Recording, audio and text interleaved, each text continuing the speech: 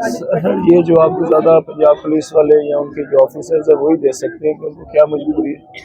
हम तो बस यही बता सकते हैं कि भाई जिस हद तक वो गए हैं हमने बर्दाश्त किया, हमने उनको फेस किया, हमने उनके साथ मुकाबला किया।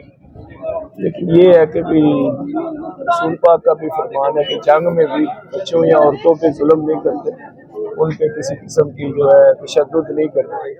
लेकिन शायद इन लोगों को उनसे कोई मोहब्बत नहीं, जिसकी वजह से उन्होंने ये हरकतें की। मैं तो यही कह सकता हूँ। खड़े हुए थे खान साहब के लिए, तो जो साथ थी वो भी बड़ी बहन थी समाबिया ताहिर सत्ती, तो जो साथ है वो सब भाई हैं बच्चों की तरह या माओ बहनों की तरह। जब फिर सब अपने हैं तो फिर सबका ख्याल रखना, उस पर सोचने वाली क्या बात है।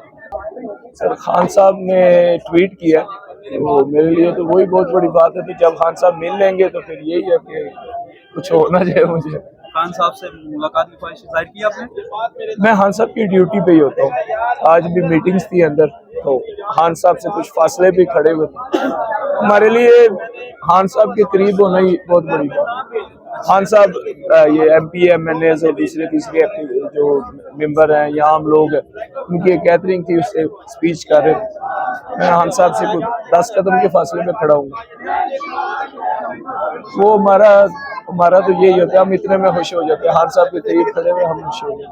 अच्छा सर, पूरे पाकिस्तान में आपके गुण गाए जा रहे हैं, आपकी बातें हो रही हैं, तो ये कैसा फील हो रहा है, क्या महसूस हो रहा है? सर बस वो जो आयत है कुरान की के बाद मंतशा के भी अल्लाह इज्जत दे के आज़मा रहा है।